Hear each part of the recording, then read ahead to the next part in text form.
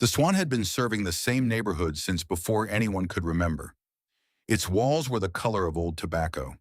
Its floors had been swept so many times the wood had gone soft in the middle, like something the building had been slowly digesting for a century. On Friday evenings, it offered live music.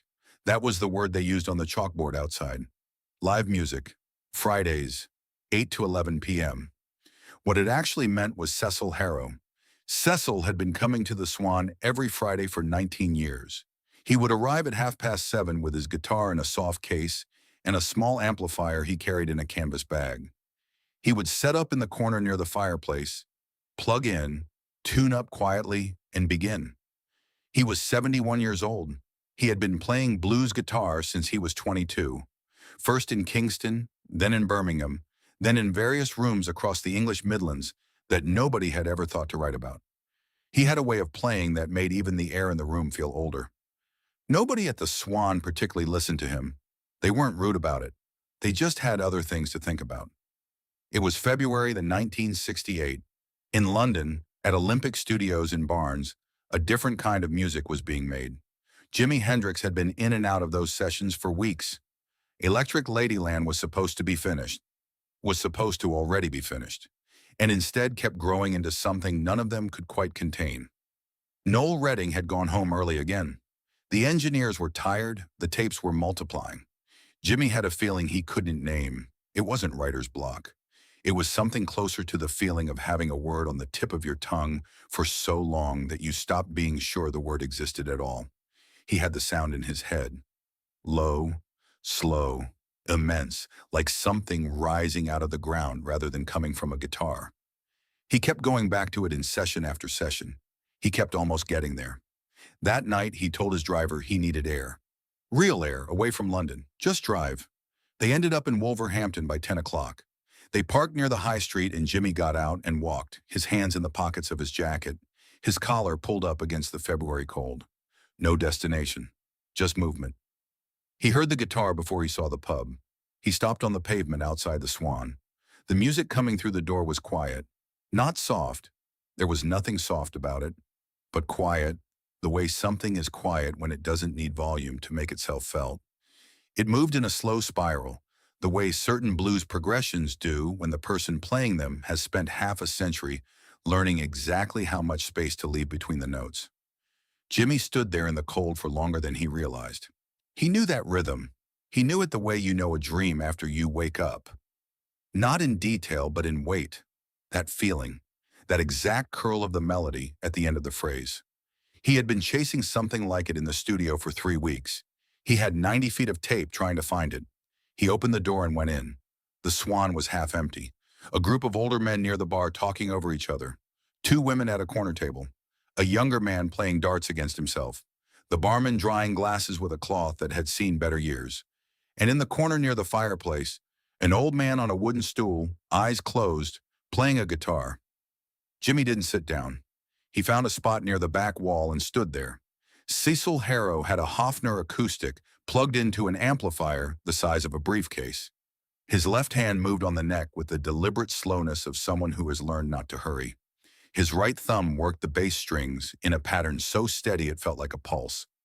The arthritis in his fingers had changed his vibrato over the years, turned it into something involuntary, something the hand did on its own when it held a note long enough. It made every sustained note tremble. It made every sustained note sound like it was trying to stay in the world a little longer. Jimmy watched his hands. The song was Muddy Waters. Not a copy of it, a translation of it, the way certain people translate by taking the source apart and rebuilding it in their own bones. Cecil had been playing this particular arrangement since the early 1950s.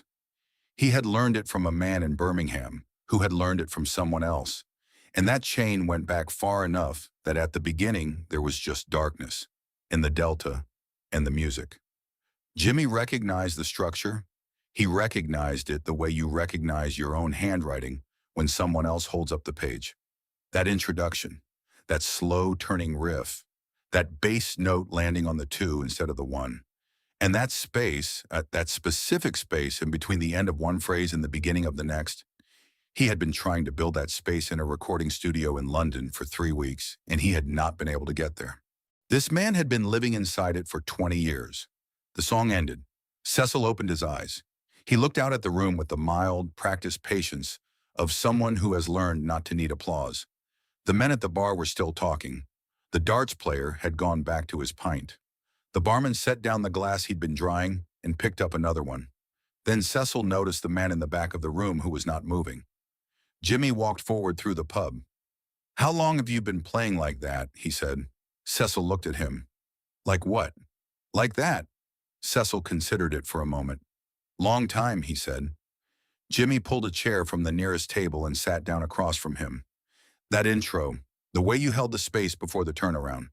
He paused. "I've been trying to do something like that for 3 weeks. Cecil looked at him more carefully now. He had the face of someone deciding whether or not to take something seriously. "You play?" "A little," Jimmy said. Cecil didn't know who he was. He would work that out later. The barman told him the next morning, after seeing a name in the paper. But that night he just saw a young man who knew how to listen. That was enough. "What you're looking for," Cecil said, "you can't find it by adding. You find it by taking away." "Taking what away?" Cecil looked down at the guitar in his lap. "Everything that's between you and the thing." He played the intro again, slower this time. He played it like he was showing Jimmy the bones of it. Not the finished arrangement, but the structure underneath. Where his thumb landed, where it didn't.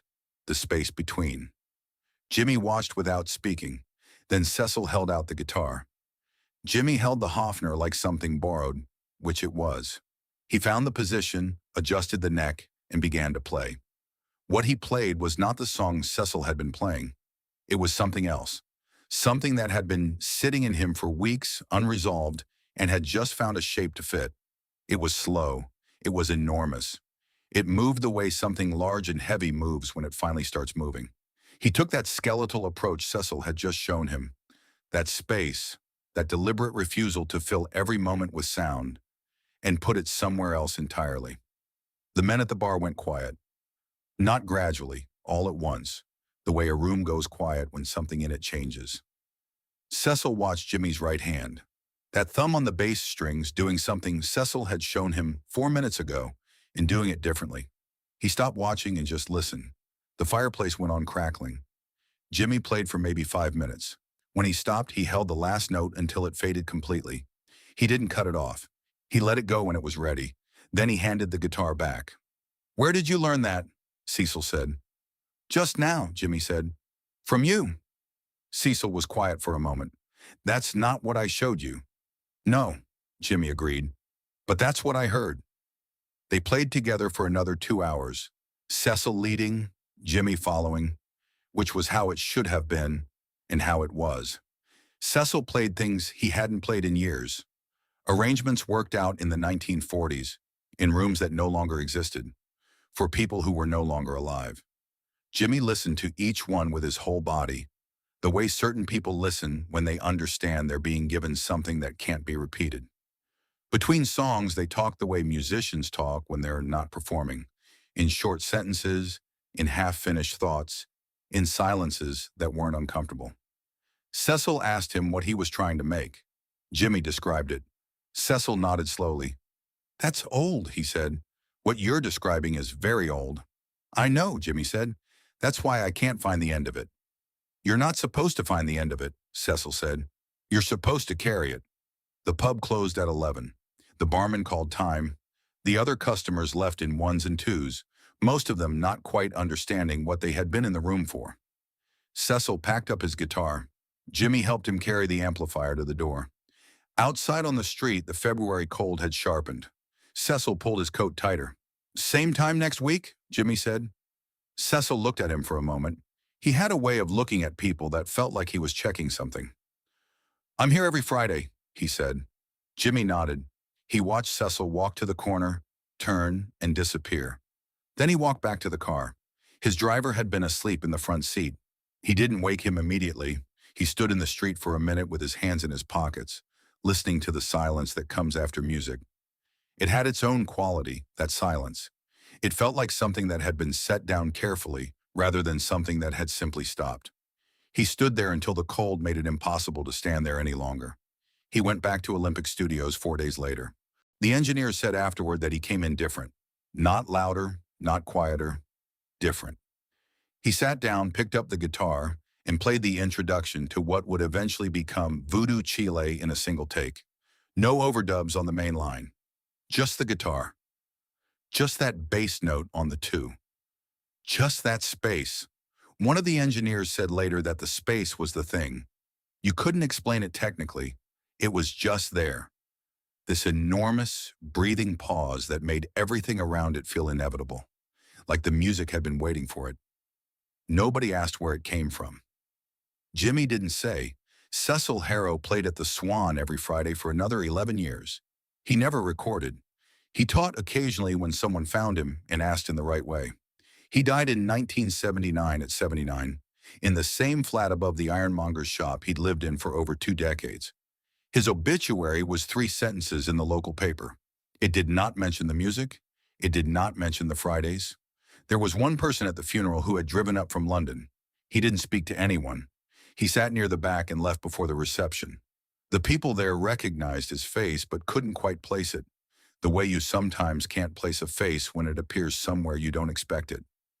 The 14 people who were in the Swan on that Friday in February, and most of them would swear later that there had been more, remembered it differently from everything else that year.